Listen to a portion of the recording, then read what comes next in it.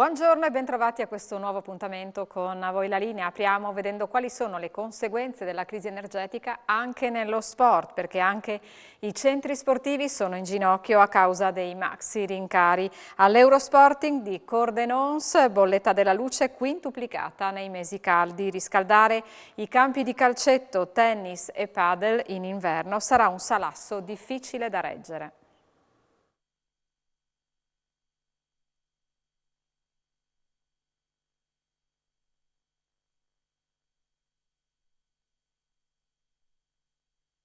Il costo dell'energia elettrica sta mettendo in crisi tanti settori, anche quello dello sport. Siamo con Claudio Bortoleto, presidente di Eurosport, in cui ci sono campi da calcetto, da tennis, c'è la piscina esterna.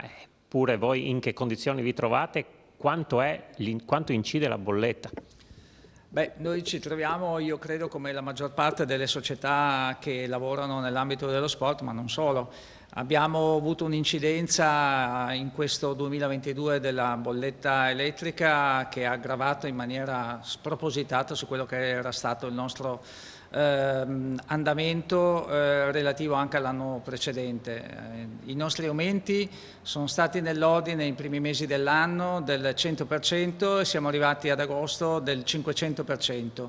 E per noi realtà grande che non può permettersi di non accendere le luci quando i nostri clienti giocano a tennis o di non accendere il riscaldamento quando i nostri bambini giocano sul campo, questo per noi è un obbligo che non possiamo esimerci dal fare, quindi la luce e il riscaldamento la dobbiamo sempre accendere per garantire il nostro servizio, per garantire la pratica dello sport.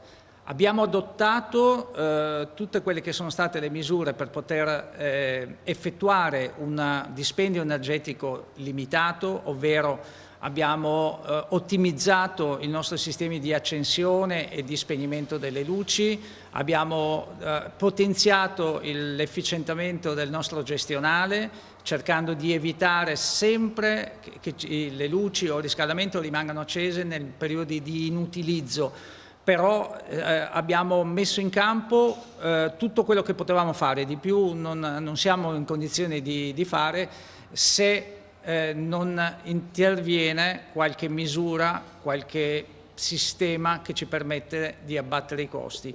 In che ordine di grandezza siamo a livello di bolletta della luce in questo caso?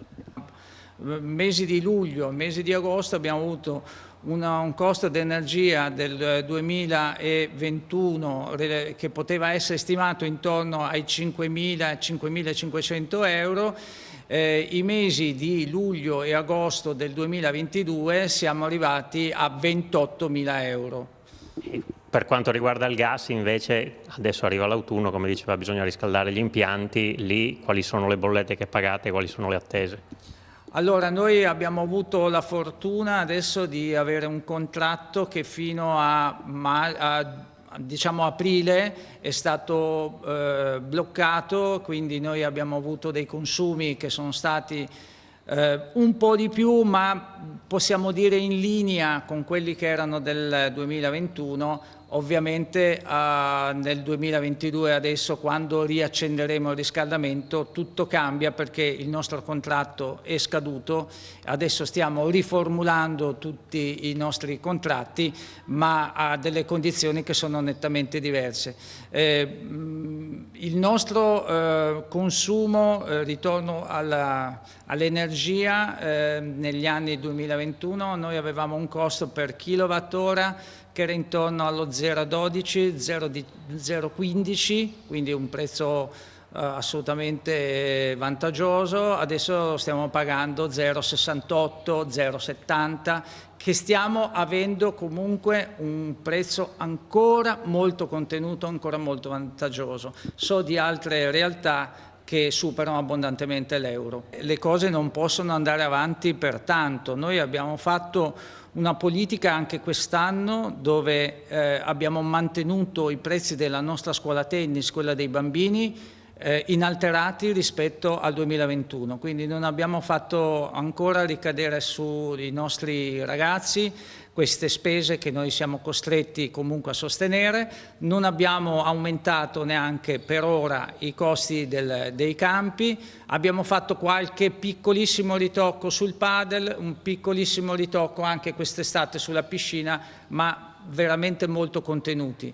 Noi dobbiamo solo sperare che questa situazione non si prolunghi ancora per molto tempo, altrimenti veramente dovremo prendere delle decisioni importanti, perché questo per noi non è sostenibile, non potremo andare avanti per molti mesi o passare un inverno con le condizioni dei mesi di luglio ed agosto.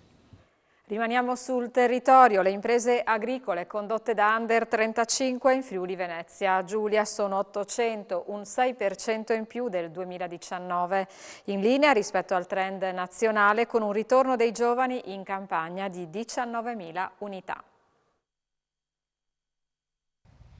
I giovani ritornano vicino all'agricoltura, insomma ricercano lavori della terra. Questo è uscito da Coldiretti nazionale, ma vogliamo capire anche a livello regionale qual è la situazione. Ne parliamo con Anna Turato, che è la presidente di Coldiretti Friuli Venezia Giulia. È davvero così? Anche nella nostra regione c'è un aumento dei giovani che si avvicinano ai lavori della terra? Sì, è proprio così. Di questi giorni è appunto il dato rispetto al quale a livello italiano in questi ultimi anni dovuti alla pandemia abbiamo registrato un forte aumento delle aziende agricole condotte dagli Under 35. Più di 19.000 nuove aziende sono state avviate, appunto rappresentando quasi un incremento dell'8% in questi ultimi 5 anni. A livello regionale anche possiamo confermare che si segna questo ritorno.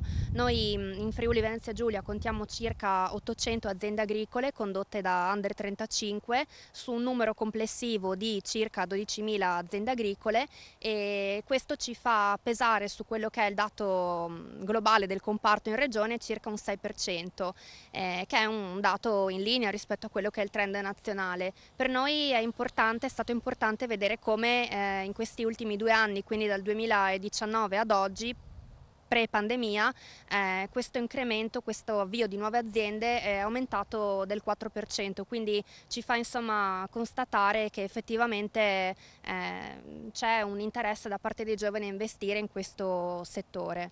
Perché la pandemia ha portato questo risultato? Voglia di stare all'aperto, voglia di cambiare completamente tipologie di lavoro? Ma forse proprio per quello che la pandemia ci ha fatto vivere come momento insomma storico.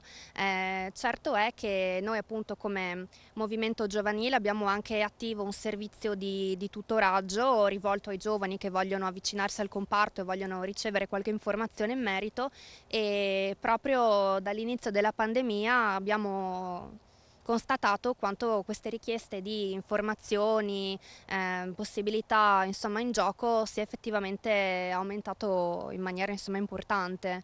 Noi abbiamo visto come appunto sia a livello nazionale ma anche poi si riporta a livello regionale un'impresa su 3 è comunque condotta da donne a livello di imprese agricole, quindi insomma penso che sia un segnale positivo anche poi per quello che significa lavorare in agricoltura. Chi si avvicina oggi al mondo dell'agricoltura si avvicina anche in modo innovativo, no? Ci sono app, ci sono nuove modalità di lavoro anche in agricoltura.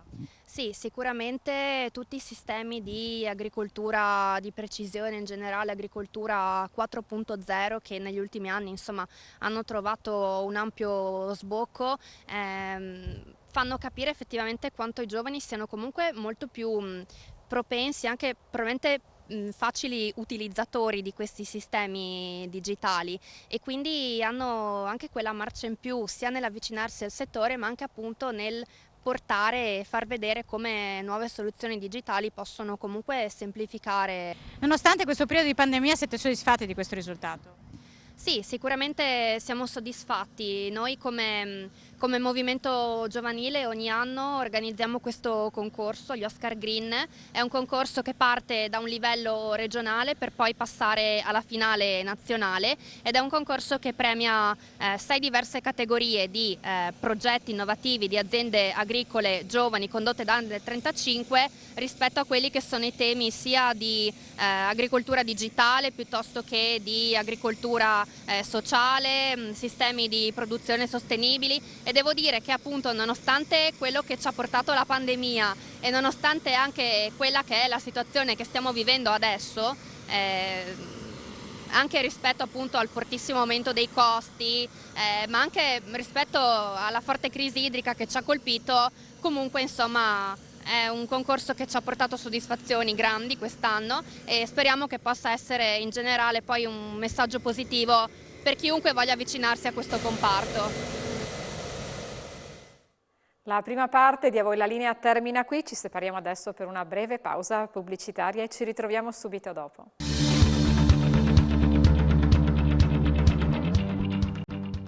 Eccoci nuovamente assieme, ripartiamo da Udine dove questa mattina in piazza San Giacomo è stato presentato un ecopercorso artistico tra le rogge cittadine dal titolo Il mare inizia in città. C'era per noi Alexis Sabot.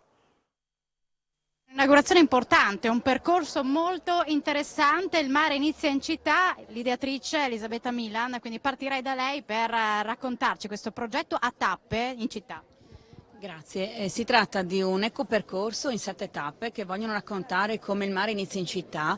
Se noi gettiamo erroneamente negli scarichi, nei tombini, nelle rogge, nei corsi d'acqua, ovviamente materiale sbagliato, soprattutto plastica, tutto questo arriva al mare. Quindi un percorso di sensibilizzazione dove tutti noi possiamo soffermarci, leggere questi cartelli informativi didascalici scritti con il supporto scientifico dall'area marina protetta di Miramare, di cui ho qui come direttore Maurizio Spotto, il Museo di Storia Naturale, l'OGS, e possono farci parlare e riflettere, in quanto penso che l'arte e le installazioni siano un mezzo privilegiato per entrare all'interno ovviamente della sensibilità più profonda dell'uomo e per indurre anche insomma, un cambiamento. Da Miramare a Udine per raccontare quanto è importante il mare e soprattutto tenerlo pulito. Sì, sono molto contento oggi appunto come area marina protetta di essere qui per portare anche questo messaggio di conservazione. Non è corretto che solamente chi abita sul mare deve parlare del mare, abbiamo tutti una responsabilità importante per conservarlo e noi appunto in questa attività che faremo lavoreremo con le scuole, con il Museo Friulano di Storia Naturale proprio per parlare di come anche chi abita a Udine, aprendo o mollando qualcosa giù per gli scarichi, ha una importanza in quanto tutto arriva al mare. Assessore Cigrot, quanto è importante questa iniziativa per Udine? È molto importante perché comunque Udine ha una sensibilità ambientale già piuttosto diffusa e riconosciuta. Come assessore alla cultura stavo pensando a un'immagine di Verdi, scusate se divago. Verdi era questo grande, questo genio della musica dell'Ottocento, non solo italiana, ecco, della storia della musica, e lui diceva che era piantato su 2 gambe. Una gamba rappresentava il sentimento, l'altra la razionalità, la ragione. La mostra e questa iniziativa di Elisabetta Milan si basa su questi 2, il sentimento, l'emozione, ti deve emozionare vedere queste installazioni, però dopo ti deve far ragionare e quindi attraverso l'emozione giungere a definire un comportamento razionale che difenda non solo il mare, per carità, difenda la terra, difenda il futuro dell'uomo. Perciò mi fa molto piacere vedere questo concorso dalla riserva marina di Miramare all'OGS a tante altre realtà che hanno voluto contribuire, perché davvero ci troviamo di fronte a un messaggio di grande valore, di grande significato che spero sarà apprezzato dai miei concittadini. Ci occupiamo adesso di cronaca e ci colleghiamo con Daniele Paroni che si trova a Maiano dove ieri sera in un supermercato c'è stata una rapina con un bottino che sfiora i 1.000 euro, ad agire un malvivente travisato ma disarmato. Grazie della linea, siamo all'angolo di via delle Tavelle Lunghe, siamo a Maiano e alle mie spalle c'è il punto vendita Coop, dove ieri sera alle 19:45 un uomo parzialmente travisato di mezza età, apparentemente non armato, è entrato in questi locali e si è rivolto ad una cassiera dicendo dammi i soldi, è meglio per te. Un'azione fulminea, non c'è stata violenza fisica su nessuno, l'uomo, il malvivente, si è fatto consegnare 900 euro ed è ripartito. Sul posto sono arrivati i carabinieri di Maiano e i colleghi del nucleo investigativo che hanno avviato le indagini. In queste ore, proprio da lì si spera potrebbe esserci una svolta, sono proprio in questo momento in visionamento le immagini delle telecamere che sono installate sul perimetro della struttura. Abbiamo provato a guardare anche noi appunto queste telecamere che sono posizionate in altezza. Bisogna capire da che parte è transitato questo signore che ha effettuato questa rapina.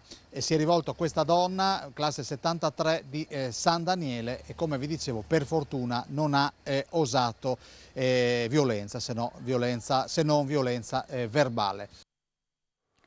E adesso lo sport, in particolare il basket. Questa sera a Lignano alle 19 la Web Gesteco Cividale sfiderà Mantova nella seconda giornata di Supercoppa. Sabato alle 20 sarà la volta del derby al Carnera contro l'Apu. Settimana importante per le Eagles che domenica alle 18 si presenteranno a Cividale nell'ambito della Festa dello Sport e naturalmente un'altra tappa di avvicinamento al campionato di Serie A2. Ne abbiamo parlato con il presidente Davide Micalic. Davide Micalic, appuntamento questa sera per la Web Gesteco Cividale in Supercoppa contro Mantova. Come siamo?